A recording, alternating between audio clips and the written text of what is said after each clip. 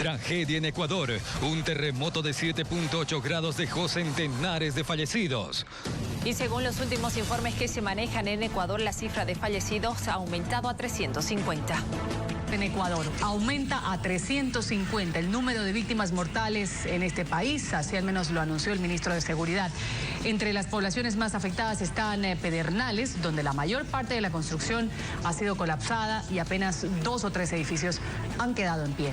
Los afectados han convertido al estadio de fútbol de la zona de atención hospitalaria y también de refugio de cientos de heridos. El presidente Rafael Correa inició sus labores con un sobrevuelo sobre las zonas más golpeadas por este sismo.